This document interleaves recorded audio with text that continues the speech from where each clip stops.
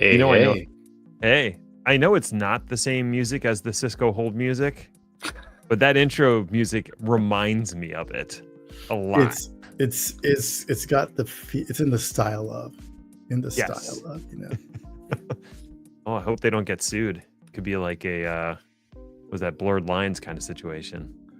I mean, as I've watched bands play the Hold music live. Really? So I think we're probably safe. We're probably Okay, safe. that's wild. I don't know if I would want to see that. It would be, it was like how to trigger an audience, right? You know, like I would just feel like I was on BlackBerry support again, waiting on hold for the next 40 minutes. supporting the enterprise server. Oh yeah, BlackBerry, the Bez. Yep. I remember running Bez 3, 4, we're 5. just starting off Friday, making people need to drink right away. Oh, that was a thing. And then iPhones happened, and suddenly it was not really a thing anymore. I don't know. A lot of orgs held on to those Blackberries as long as they possibly could. You know, it's not the enterprise contracts that did it. It was just fear to change or inability to change. You know. Yeah. I'm not gonna say that's why anyone still uses VMware, but come on. I haven't used VMware. Marino's biting his tongue. It's all good. Right. I haven't used VMware in anger in a solid 5 or 6 years. So I couldn't even tell you what a modern VMware system looks like and what it does differently than it did 6 years ago. I think for me, it's much like Oracle. It's much like SAP. Nobody comes up with like a brand new org and says, you know what we're going to use? VMware. No one kicks off a brand new project. You know what I want to use? You know what's going to power this? Oracle. Nobody does that, right? It's either legacy orgs or folks with legacy knowledge. Right. Yes, Chris, in anger. No one wasn't always happy. VMware. I'm sorry. Wasn't always happy with VMware. No one has a leisurely jaunt with VMware. You know, it's like it's not a walk in the park. No, indeed. I don't know how you normally start the show, by the way. I don't know if this is what we do. Oh no, we just this is it. I mean, y'all have both worked with me before. You know, my cold opens. I'm just gonna talk. Yeah, I love that. You know, I was actually gonna just go live right when we were just chatting about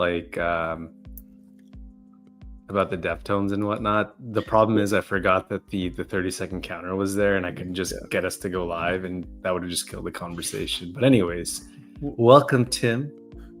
Thank you for coming by and hanging with us today. I just found out that Kat's not here because she's at the beach with her kiddo. So she's hanging out. That is a great place to be. Yes. No, please go enjoy the beach. If any of us could be at the beach with the kiddos right now, we would not be here talking. Matter of fact, we would record this from the beach. Ooh. I'm not opposed. One day we should. I totally agree. Yeah. Remember how MTV had the spring break version of shows and they were like at the pool and stuff like that? Yeah. We could absolutely do that. You know, just like, you know, spring break. But it wouldn't be like a real spring break pool. It would be like a Lifetime Fitness pool somewhere, you know. Us doing our best. 60% more chlorine than it needs. Oh gosh. You know, like it burns your nose like Coke used to back in the day. Like Coca-Cola. Let me be very specific. Like Coca-Cola used to do back in the day. Like if you were born in the 80s, mid 80s especially, you probably don't remember when Coca-Cola was so carbonated that when you opened it, it would burn your nostrils. Yeah, if you got the can too close, it was like, yeah. Oh yeah, I remember that. Mm-hmm. We are. Then they switched to New Coke. When did they switch to New Coke? It was the late 80s, I think. I want to say it was late 80s because it had the blue stripe on the can. And let me tell you what, this dominated the news cycles. The switch to New Coke. It was huge. There was uproar. You want to see when the country came together for something? It was New Coke. Everybody, regardless, everywhere you were, hated New Coke so bad that they had to bring back the original Coke and call it Coca-Cola Classic. And it stayed Coca-Cola Classic from like the late 80s, I think, until like the mid 2000 early aughts. That sounds right. Do you remember when they put stuff in the cans that would like pop up when you open it? No, I would have. It was like a promotion thing, and some of them would give you money. Like when you crack the can open, there wasn't actually soda in there. There was like a little thing that would push up a surprise, and it could be like a coupon or a $1 bill. No, we never got right inside the can. Right inside the can. I'll tell you right now, unhygienic. if I had my mouth set on Coca-Cola, and I got in there was a coupon for another Coca-Cola, I'm gonna be I'd be so pissed, so upset. Yeah. Never got one myself, but I didn't either. Engineering marvel, if you will. Yeah, Chris nailed it. Like if I'm ready for a Coke and like it's not there, I'm so salty. I'm so salty. I'm having like some memories of this now. Like for some reason I looked it up. It was called the Magic Can. So if you do a little search for a Magic Can Coca-Cola, you'll find it. I know they must have had that. They must have had that in the rich neighborhood or something like that. I don't know what to tell you, dog. That wasn't my neighborhood, but it's very possible. Speaking of engineering marvels, Tim, thank you for joining us today. Oh, you are too kind. You are too kind. I appreciate it. What's going on with you? What's good with you? Oh man, so like I've got one of the major steps in my plan to get out of the tech industry has come to fruition. So I'm recently got my black belt in Brazilian Jiu Jitsu a couple weekends ago. So like now I can open up my own gym at some point in the future, and at some point maybe within the next couple of years, which would be like an and, not an or situation when it comes to tech. But like my quote unquote retirement plan is to just teach jiu-jitsu and like make videos and maybe do talks or whatever. But it has been a lot of work. There's been a lot of actual blood, sweat, and tears. A couple of catastrophic injuries, like facial reconstruction from a nose break. Dislocated ribs, torn hamstrings. And a lot of people probably don't know that you can dislocate ribs, but yes, you can dislocate ribs. That's news to me. That sounds awful. It pops out because your ribs are held in by cartilage, right, in the front and in the back.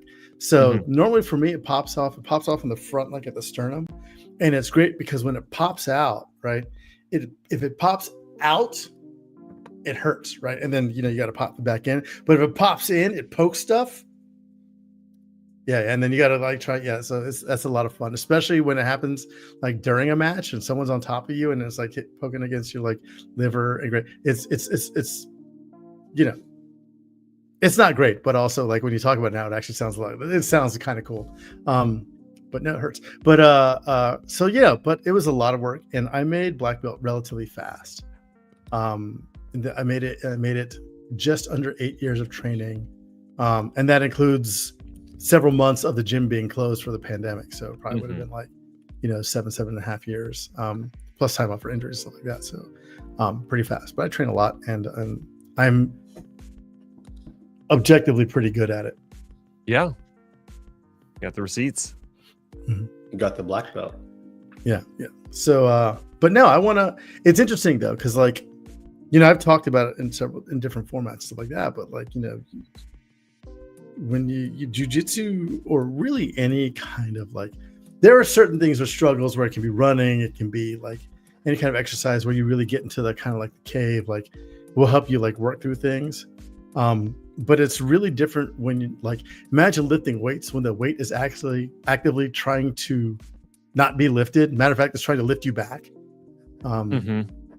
It's a little bit different. Like, so there's a lot of strategy that goes into jiu-jitsu along with like, physical exercise and things like that. So it becomes it encompasses all of your cycles, and in that way, it's very freeing because I literally can't think about anything else, and I don't want to think about anything else, and I'm not thinking about anything else.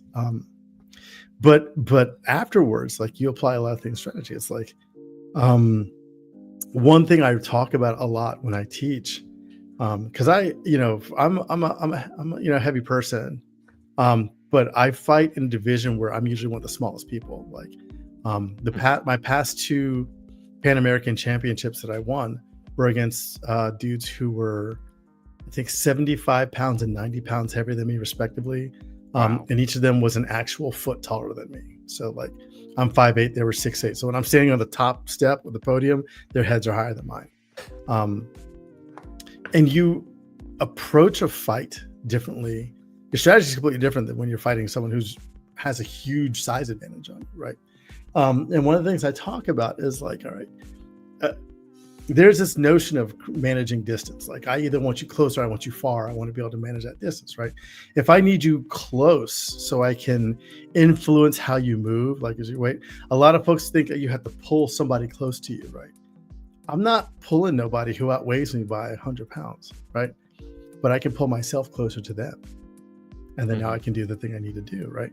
And so like the way that people approach problems, they really kind of go, like a lot of folks are just, they get tunnel vision. They're going to go straight for the thing. I'm going to go straight here, right? And then we're going to get it. And it's almost always a trap door or a pitfall, or it's just not going to work that way because they don't think about things differently. They don't think about the fundamentals behind what they do. I'll give you a great example. Like in Marino, we've had this conversation before. It's like, what is DevOps? Like, what do you do in DevOps? And everyone's like, oh, well, you shift left, or developers do automation, or, you do this or you do that. And I was like, no, DevOps is just collaboration. It's a fancy word for collaboration because nerds don't think everything is new, right? But it is literally like a bunch of people who are stakeholders in a thing are going to work collaboratively together, not only to build the thing, but also to maintain the thing and iterate on the thing, right? Now, do you create tooling to make that easier? Yeah, sure. Do you make tooling to make, the things go faster? Absolutely. But we have all these tools essentially that help us just talk.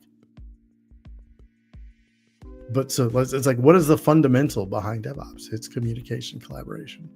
Mm-hmm. That's all it is. And it is a thing that other industries figured out a long time ago. Construction, medicine, cooking, all these things. They've been able to figure that. They figured this out a long time. They don't have no fancy name, but you know how we are. Mm-hmm. We have to reinvent everything. Mm-hmm. Badly, usually. It seems like a lot of the DevOps tools out there are less about open communication and more about just like posting things up and leaving it for somebody else. Like opening a Jira ticket, putting in a pull request. Looks good to me. Like so many of them don't feel collaborative. Well, the first thing we did to ruin DevOps was put metrics on it. Like, and not saying that things shouldn't be measured. Like, I think DORA is very valuable stuff. But what's the first thing you do once you start getting metrics? You work towards the metric. You gain the metrics. Right? Yeah. And so we have all these things that we do. We got to have tickets. We got to have commits. Well, who has the most? Or we did this? Like, how many lines of code you change? Like, what I'm saying? Like, all these other metrics to measure, right? Because we're so focused on the metrics, we're not focused on the behaviors, right? Like, okay, well, like we have Jira. Okay, what is Jira supposed to do? What's supposed to make it easier for us to collaborate, right? What is Git supposed to do? Git is supposed to make it easier for us to collaborate. What does Slack do? You just, what I'm saying? Like, all these things we have are supposed to make it easier for us to collaborate. Now, is that how we use them? Depends. Yeah. I see. You can't blame it all on the tool. It's who uses it and how they use it and how they're judged on using it. There you go. It is how they're incentivized to use it. Right. What is the law that says, you can't convince somebody of something if their salary depends on them not understanding it? I can't remember what the thing is, but I'm sure that is a law or some kind of thing. But it's that similar thing, right? Like, if you're incentivizing me to do metrics, you're going to get metrics, not behaviors. You're going to get metrics. Mm-hmm. And what's real funny too is like, if anybody who ever has kids, right? Kids are going to show you how that's dumb right away, right?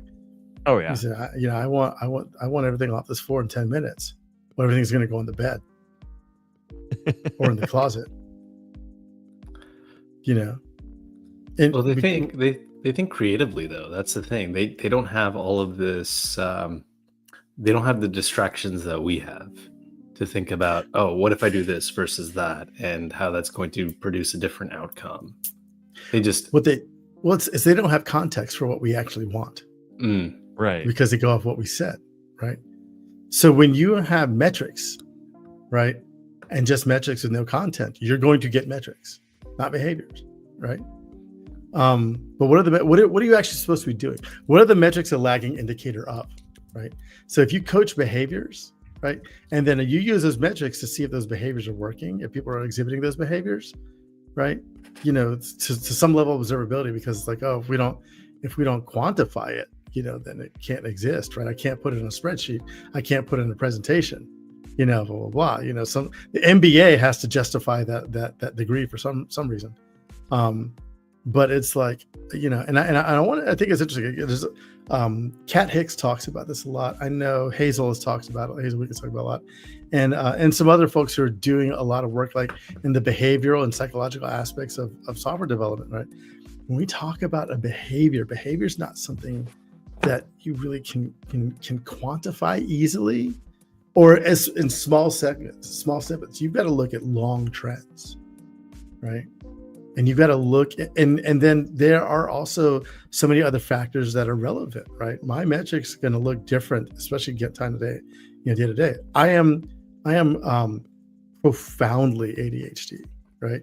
So my productivity, if you measure my productivity hour to hour, it's going to be wild. Like I'm doing nothing all day, right? And then suddenly something hits, and I am doing 2 days of work in 4 hours. Like it's just. What is, so how do you measure output? How do you measure what it is? What is the behavior you want to do? Like if you want me to do steady work all day long, like that's not just going to happen. It's like not going to happen. And I'm not going to have that kind of output all the time. It is impossible. It's not how I work. But if you just want, like, hey, we just need the work done. Cool. The work's going to get done. But go put that on a PowerPoint presentation somewhere where someone is like, well, I don't understand why our employees are, we had to bring them back in the office because they're not productive 24/7. I was like, you know what I'm like in an office? Wait, can we swear on this? I can't remember. I don't care. That's fine. What I mean? I'm a fucking menace in the office is what I am. I'm a menace to myself and everybody else around me. When around the idea of like metrics, a long time ago when I was, the support engineer way back when, it was a game where whoever had the most closed tickets would be praised. So what did I do? Every time someone wanted a printer cartridge changed, oh, there's a ticket. Oh yeah. Password reset, that's a ticket. And it just became a thing because a lot of us would just get shit for not having the ability to track our work, right? So then everything just became a ticket. And there's two sides to that whole conversation. If you are looking for the number of hours worked, well, now I've got the receipts. But the time it takes to even develop those receipts, that's just lost time. Yeah. It is hard to practically account for side work, right? Mm-hmm. Because why? Because then you have to like, oh, well, we need to count for this many minutes of that, this many minutes of that, this many minutes of that. And it's not even that. Like just getting momentum back after context switching, like it takes time, right? And after a while, context switching back and forth, like it's just like I am now, I have reached my, not intellectual. So I've reached my kind of like cognitive capacity, and I need some time to relax. Because I've been doing, I relate it to like, there are people who work well in that kind of pressure. I can't. Like when I was working in a kitchen, when I was working as a professional chef, it was like 8 o'clock on a Saturday and there's like 30 tickets hanging and then like every burner is filled and everything's going on. I am as serene. I am just in hog heaven, such a flow state. Everything's, how are we on this? How are we on that? And then, like, it's great, right? because there's enough going on to occupy like all my needs, and I can do it. And then the other night I'm exhausted, right? Mm-hmm. But if you're having me go to type this and to talk to this person, I got to do this, because all these things are different tasks. They're fundamentally different tasks. I have fundamentally different contexts for them all. It is so hard. It is so hard to do. Yeah, it's that constant context switching. There's a cost to every time you want to change it. It's a lot. It's a huge cost, actually, especially when you've built a significant amount of momentum, and then all of a sudden someone tells you, "Oh, you got to focus on this now," or you have to focus on this, so you have to basically cut off or stop what you're doing, and then establish that momentum all over again. I think my internet is wonky. Yeah, am I back now? Can y'all see me? Yep. You're we can hear you. Okay, yeah. What was the last? What was the last thing you got? I was just saying. Oh, go ahead. I was just saying that it's the context switching that kills you. There's a cost every time you need to switch from one task to another and reload that context in your brain. Yeah, it's like, and what's the funny part is we can account for this computing, right? If you restart your database, like how long does it take to build the cache? It is not going to perform well every time. It has to rebuild cache. Like it's going to take a slog down, and it takes a while of doing the thing over and over again. Okay, now cache is back up. Now all the pages are there and everything's great. Even more fundamentally, there's CPU thrashing when it needs to change too many times to a different thread, usually because of memory pressures. But if you get into a thrashing thing, there's the cost of switching every time is more than the actual compute that it's doing. And I just that speaks to me as a human. Like if you give me 20 tasks to do at the same time, I'm going to do none of them well, and it's going to take me longer. But if you put them in a serial fashion where I can kind of like focus on one thing at a time, you got a better chance of actually getting work out of me. I agree. I mean, yeah, hard agree. I think too, we, and then you go the opposite side. It's like, well, we're going to remove all distractions from you. We're just going to keep you focused on this thing until it's done. I'm like, that's not how it works either, right? But so like, how do you measure that? How do you quantify? How do you fine tune that behavior? Not even, because you can't do it for an entire org, because we're all different, right? And that's where like that's where not management but leadership comes in, right? Because you have to figure out what each of your people needs, right? And figure out what these things look like for them, right? And then and then implement that. There's a phrase I've heard a few times, which is measure outcomes, not outputs. Is like, I think kind of gets to what you're saying a little bit. I think what's interesting is when you think about the way that we interact with AI and LLMs right now, we don't know what they're doing on the inside. We have no clue how the neural networks are built, how they're interacting with each other. We accept so much bullshit from them. We accept mostly bullshit from them. We're like, oh yeah, this is great because I did this and I got this out. Yeah, it's like 95% wrong, but it was really cool. And I'm like, well, what if we just did that for development teams? You know what I'm saying? Like let them cook. Yeah.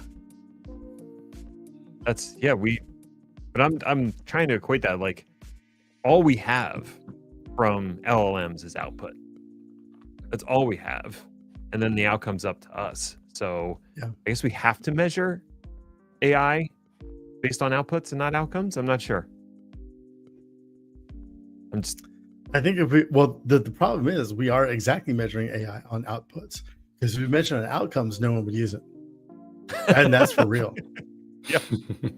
For real. Yeah. Because the outcome is bad. Never good. So my neighbors next door, one of them works in health insurance of some kind, and the other one is a nurse. And I saw them walking their dog yesterday, and without me bringing it up at all, they started complaining about how AI is infesting all of their apps and stuff that they work on on a day-to-day basis. The one guy, his nobody asked for company it. developed their own internal AI thing that they named after the company, because that is the thing to do right now. And he's like, it pops up and it has no idea and gives me wrong answers, but I'm told that I have to use it. And and the nurse said some of her systems now have AI popping up to help her with her patients. And she's like, sometimes it's useful. Most of the time, it's just wrong or gets in the way. Both of those things are scary. Like someone who's working on my insurance or someone who is treating me as a patient, like I'd like the outcome to be good. Well, I'd like the outcome to be derived from an actual human who deeply thinks about the conditions, we just lost Tim. I think we Come did. back, Tim. Tim's come having back. some internet issues. While we wait for Tim, Ned, what have you been seeing lately in the AI space? I'm just curious. Like I've been seeing a lot of noise. I've also seen, the fact that we're kind of in this little mini bubble that's almost about to pop. I think, well, my point of bringing up the couple who lives next to me and the fact that they, out of nothing, that's not like I was talking about AI and they jumped in with their stories. It just shows you how much it's permeated everything. And I think it's hard for me to say how much that speaks to what kind of bubble we're in. The fact that most people don't like it is probably not a positive sentiment. Yeah, I think it becomes more of an interference than it is something that's helpful to a lot of people, right? I think so. Follow me on this train of thought. I was talking to Kyler yesterday about how, and this, I'm sure this has happened to you as a technology person. Someone will call you and ask you to come over because they're struggling with some technology thing, and you'll walk over and you'll go bloop, bloop, bloop, and it'll just work the first time. And they'll be like, that's what I was doing, and it refused to work. And you kind of feel like you have this magic quantum interference field surrounding you, right? That all I have to do is walk over and, electronics just detect that I'm a technology savvy person and bend to my will. But I think what's actually happening is something much more subtle, which is being technology natives. We understand how developers and product designers think intuitively. And so we make assumptions when we walk up to a terminal or a UI or even just a piece of hardware. We intuitively know where they're going to put the power button, where they're going to put, the button for you to click.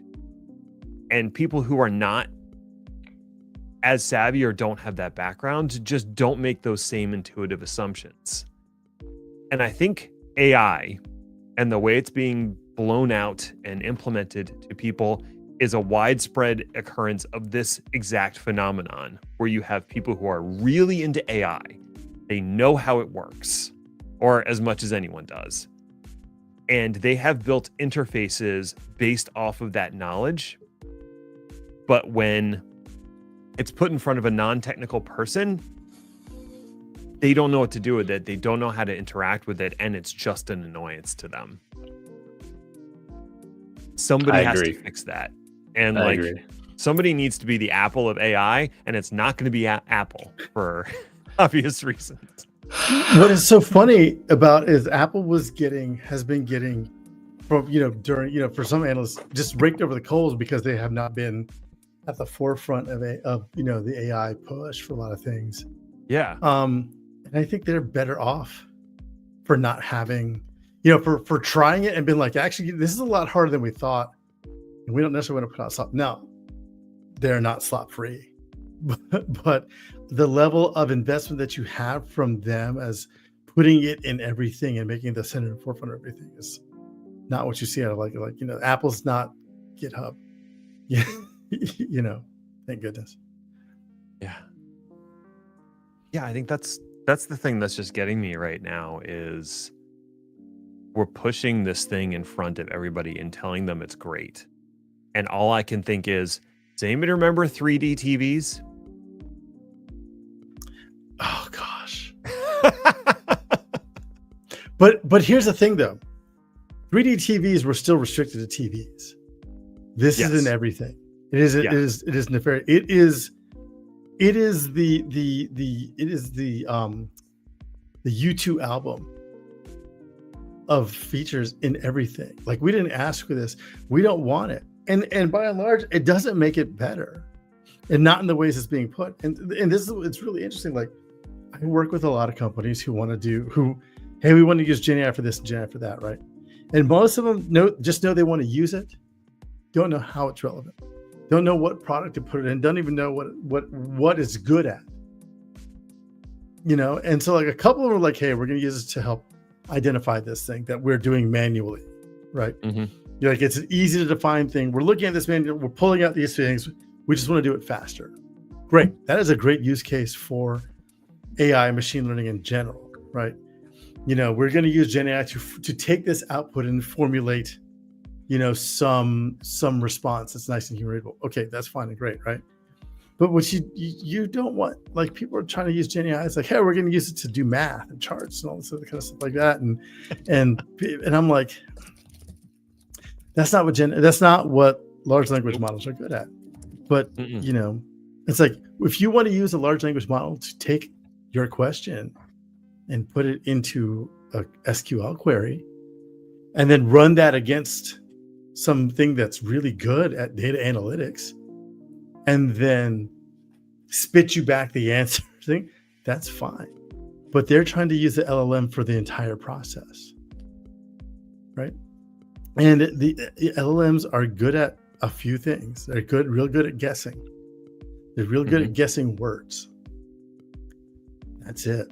That's all they do. They're going to guess words. And everyone, all the sloppers out there get so butthurt when I'm like, well, they do this and this. No, they're just token guessing algorithms. So all they're really fast token guessing algorithms that are very, very biased toward telling you what you want to hear.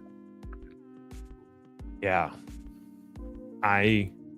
Yesterday I finished writing scripts for the next course I'm doing for Pluralsight, and I write them all in Markdown, and I wanted to see if ChatGPT could just look at it, tell me how many words were in each section, and, you know, based off of this, I do like 130 words a minute talking. What does that translate to in terms of how long each section is? And the math was so wrong. Like, not even close. 20, 40, 50% off. So I said, write me a Python program that could do the same exact thing. Program worked great. Because it's good at writing words, not doing math. But here's the other thing too. I'm good at writing Python. I don't need, you know what I'm saying? Like, I didn't need it to write it in Python, but it was faster than I could have written that program.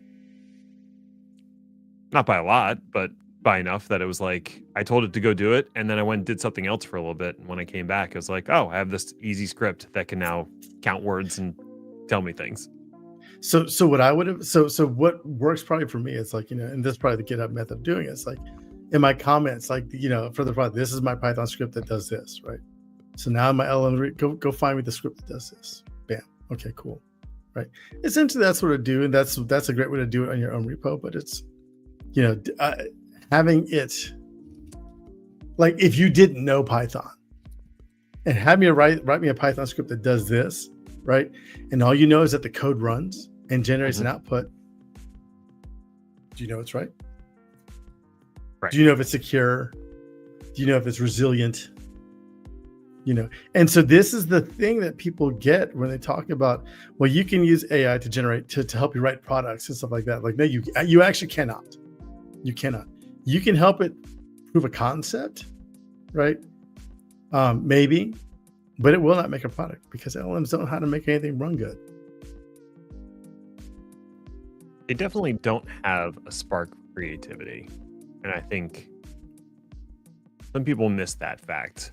Like, all it does is take its corpus of knowledge and then create something, not even create's the wrong word, synthesize something based off of that pool of knowledge.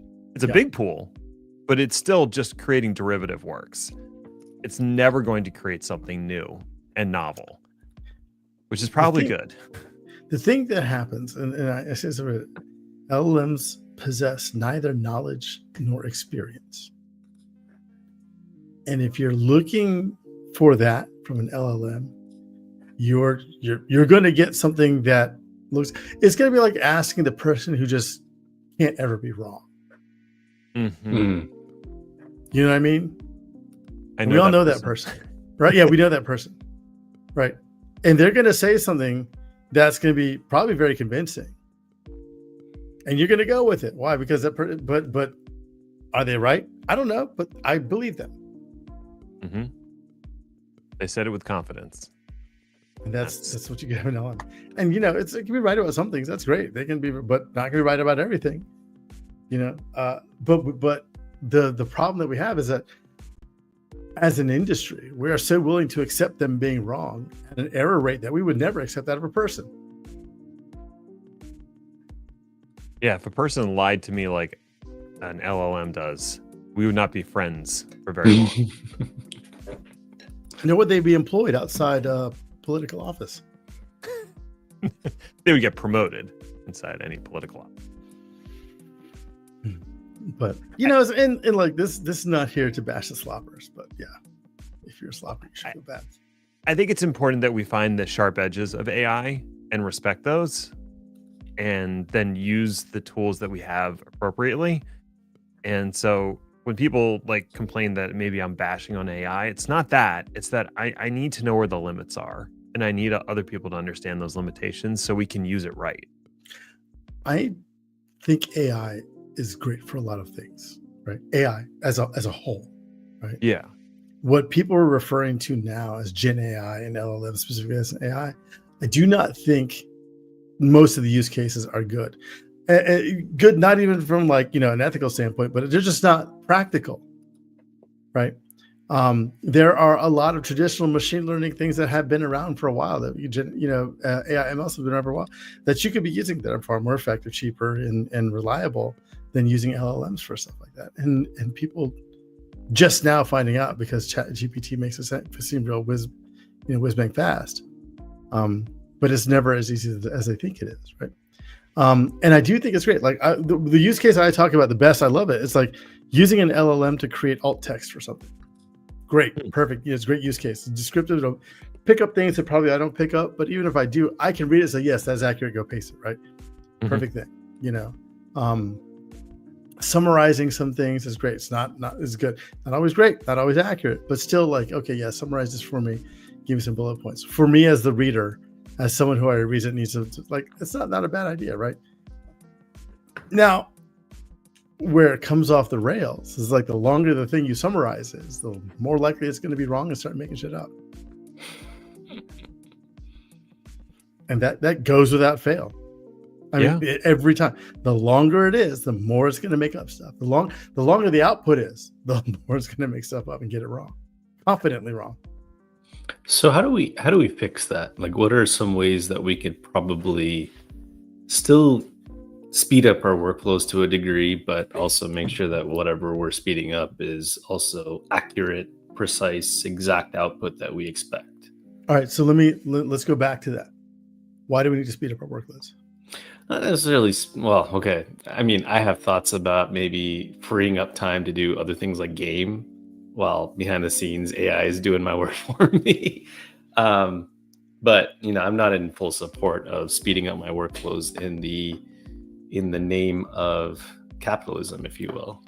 Well, it's like here's the thing. Like, what is our job mostly? Our job is mostly thinking. Mm-hmm. We're knowledge workers, right? We don't work on the line. We don't work in the construction. Even for company, we're still knowledge workers, by and large. So our job is mostly thinking. So it goes back to what is our output? What are we measuring here? What are we actually doing?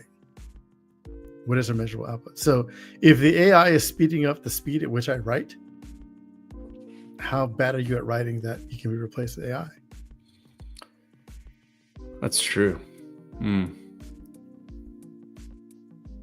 If you are specifically being chosen for the way you write, for your voice, or how you communicate, you cannot replace that with an AI and still make yourself marketable. Right. Yeah. When I write, right, and it is very clear that I have not put this through an LLM. Right. I have a very distinctive voice. I have a distinctive writing style. LLM's far too sanitary, right? For anything that I write, right? And I'm okay with it. I like it. I prefer that because I want people's voices to come out. I want to know, when someone writes, like I'll give a great example. Like Kat writes a lot, prolific writers, and I know Kat's writing. I can read something without reading it and know that it's hers, right? And so people like that, like even if they use AI to assist in the writing, just like that, it is still in their voice. But you have to be a good writer with a voice already to be able to use it to assist you to do that, right? And so there's a nuance there, right? It's like, you don't give the new person a jackhammer when they're first day of construction. You know what I mean? Right. Like you don't want to start a person out driving with a Ferrari or a monster truck or something like that, right? The ability to fail is great, and the damage you cause is great, right? So you need to so when people start off reliant on these tools, they never gain knowledge. They never gain the ability to actually do it, right? And to bring this back to jiu-jitsu, right? You can't learn jiu-jitsu from AI. You can't. AI can't even simulate jiu-jitsu, right? Because it doesn't understand. It can look at all the videos in the world of jiu-jitsu it wants to. It does not understand what the pressure is. It does not understand what the body mechanics are, because you have to have a body and do jiu-jitsu in order to really understand it, right? It will, and I've seen people prompt blah, blah, blah. You can say like, that's fake. You can already see it. I can see this. Like that thing would never happen. Like, and it can't teach you how to do it. You actually have to go in there through the process of learning, the process of feeling when something hurts, how to do right. What does the balance feel like? What does it feel like for your own body versus when someone else teaches, like, in order to learn jiu-jitsu? No AI can teach you that. You actually have to go through and do it to learn it, right? AI can't teach you how to cook, right? See some of these recipes, whatever, because AI doesn't have a sense of smell. Or AI doesn't have a sense of taste.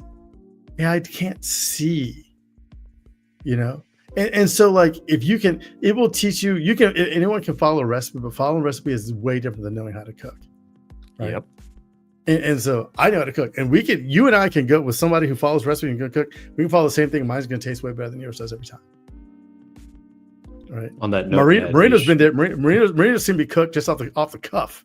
That's what I was about to say. Like, Ned, you definitely have to try out Tim's cooking. I would love to.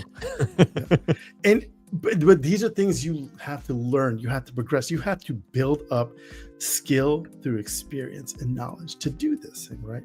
And that's the problem that I have with a lot of the ways people are using AI, is they're using it to shortcut learning. And the same, I'm efficient, or I know it, but I'm just going to do this thing. I was like, no, but you've actually stopped. And there have already been enough studies to show the cognitive decline of people who are reliant on using GenAI for their stuff. It makes you dumber, quantifiably dumber, right? Because you're reliant on it to think for you. You're reliant on it to learn for you. Right. And what's the thing they tell you, like, how does cognitive decline happen in adults? It's when they stop thinking. It's when they stop learning. It's when they stop, gaining new interests and skills and stuff like that. Right. That's never good for anybody. That's stagnation. And so watching people who I think are brilliant now come back and lie, and everything, like, ask a question. It's the output is clearly AI. And I'm like, oh God. like we as not just knowledge workers in the industry, but we as humanity, I think are better than that, right? AI is shortcutting, and not in a good way, shortcutting our ability to make things, to make things. I'm going to go with to synthesize things, right? Without ever respecting the process. And the process is what makes us grow. The process is what makes us better. You know what I'm saying? Like you can't, how do you learn to run a marathon, right? You gotta train. You have to build these things up, right? How do you get a black belt in Jiu Jitsu? You got to train. How do you get good at anything, right? You got to do it. Look, I wish a clinker would. I absolutely could, come on. I fear no robot. But yeah, so we do ourselves a disservice a lot of the ways using AI. Like I said, it's a great assistant. And that's all it can ever really be, or also really should be, if you do not want to diminish yourself. Well, and that's just it, right? I used to use a lot of Google for searching, and ChatGPT, as an example, has replaced that for me. It'll do a better job of sourcing the right information that I need to maybe put together an architecture or piece together an integration, if you will. But the thing is, you're still providing it a significant amount of context. Like, I want it to do this, and here are all the parameters I need you to follow and think about. That's the context that you're adding. And as long as you as a knowledge worker don't stop doing that, you force yourself to think a little bit deeply, because you'll get something that is maybe half of what you expected.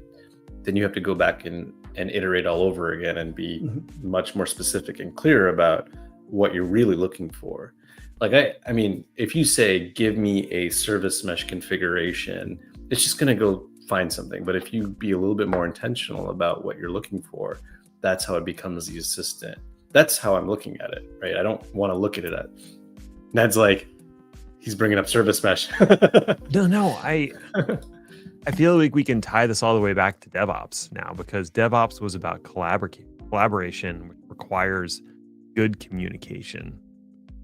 And as much as we need to be able to communicate well with each other, if we want AI to do something effectively, we have to communicate our intention to it.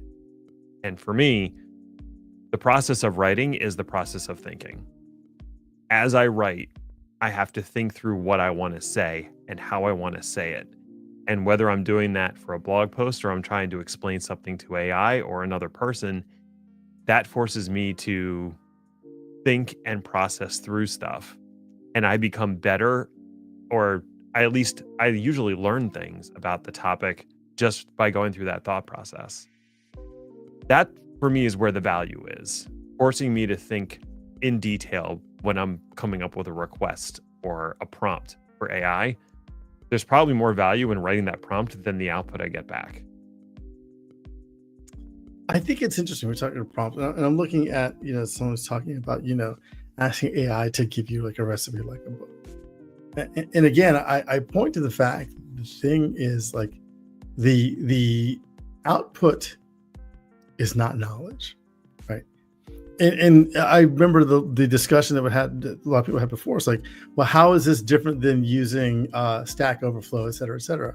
And the thing is, it's like, what would you always tell people, juniors, to juniors? I was like, don't just copy and paste from Stack Overflow, right?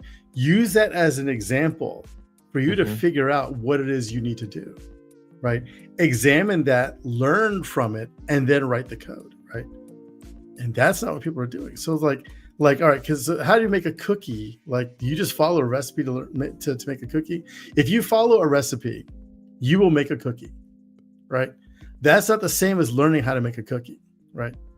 Now, right. I know how to make a cookie, right? Not because I read a Nestle Toll House recipe, right? But because I've made enough cookies to know that I want more butter. I like a little less salt.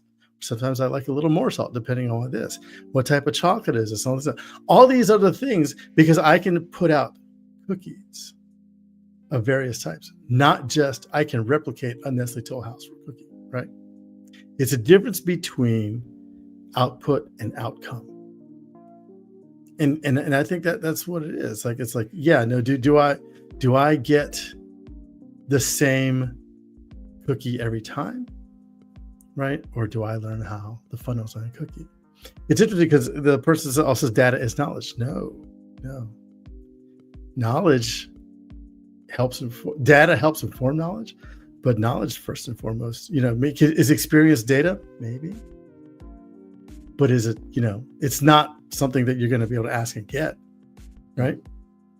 And by the way, yeah, like my mystery cookies are good as hell. So I mean, like, again, whoever this person is, I don't have to vouch for my cooking, bro. Other people can do that for me. There have been my name has been on menus. So, and this was long before AI ever existed as a thing. I just knew how to cook. I think that's the important part, right? Knowing how to cook versus follow. It's the same thing as like knowing how to code, how to develop an application versus just going to a set of tutorials and copying and pasting and cobbling together a solution that does the thing, but doesn't do the full or arrive at that full outcome, if you will. Yeah. And when you're actually cooking and you know how to cook, it's because things are just like your second nature, if you will. It's just in memory. It's something that you naturally know. Whereas if you're just following a recipe for the first time, you kind of don't know. You actually don't know if you're making the cookie you expect it to be, right? You're making something and per a set of instructions. And I think every robot out there could probably follow instructions to make your cookie, but is it going to taste good? The robot won't know. I would say, go ahead. When it comes to recipes, there's a built-in set of assumptions that the recipe writer is making about the person who's going to then actually execute on that recipe. And if you're a seasoned cook, or even just a moderately good one, I would put myself in that category. I know what those assumptions are, and I can tweak them because I understand those assumptions in the recipe. And so, and like you were saying, I might say this needs a little more butter, or I know what kind of sheet pan I'm using, and that changes how the cookie's going to bake. So I might need to make adjustments to the recipe because I've got these shiny, thin sheet pans instead of the thicker ones. Mm-hmm. That's the sort of thing that's just something I know from experience. I think data isn't knowledge, but data plus experience can create knowledge. Yeah. Because you have context, you've got experience, you've got data. Like, all these things matter. I brought this up before. It's like, who here has ever learned a recipe, a specific thing to make from like your grandmother or your aunt or something like that? And they don't like, yeah, you put in some of this, when it looks right, when it tastes like, when it's, when it sounds right in the pot, like, things like that. Like, you don't know what that is. Remember directions before GPS? Oh yeah. Maps. Turn left at the third gas station and then a right at Mark's old house. Yeah. And so these were things people learned, these things. And, the internet was a way to increase accessibility to various types of knowledge, for sure. Right. The potential for it to be the new library at Alexandria was great. Right. You got to see what other people had, and you got to add to your learnings and experiences like that, and new things to try, but they were for you to experience. And if you couldn't experience, you could at least see other people's experiences, right? Again, the problem with LLM is LLM has no experience. It has no knowledge. And so like, you're not learning anything from it. Thank you, Izzy.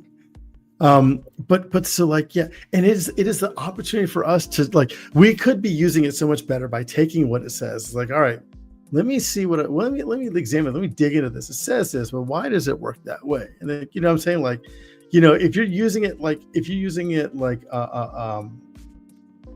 kind of, Plato, is it Aristotle, that like the prompting, like philosophical prompting, Like, like the huh, Socratic like method. Socratic method. Thank you. Right. Yeah. Like instead of me prompting it, I want it to prompt me. Mhm. I think that's probably a better way for us because in the end, we should be thinking. We should be curious. We should be trying to be able to learn to do these things ourselves and relying less on these tools to do it for us. Funny you mentioned that because that's become my prompt style lately. Is it's a reversed prompt where I give it a general idea and then tell it to ask me questions for clarification. And it will keep asking me questions merrily until I tell it to stop. And each new set of questions forces me to think harder about it. And I think that sort of reverse prompt, that might be the best way to go to get results that are actually useful and force me to think harder about what I'm asking. You know, Cassidy Williams wrote an app like that. I'm trying to remember, I think she open sourced it. But yeah, it just prompts you on like drummer writing and prompts you on these things like that. Like that is the way it should be something that makes us think and not something that thinks for us. And I think if we used it more like that, we would find our work accelerated because we think better, we think faster, we think outside the normal boxes we have done, right? And as much as I would like us to just use LSD all the time to be able to do that, it's real hard to get some employers to feel like that's a valuable excursion during the workday. So like we have to use LLMs and stuff, and they hallucinate enough for us. Yep. You want to bring it in for a landing, Marino? Let's go. Yeah, I mean, I've got to take off soon to go pick up my kiddos, so I feel like cookies now.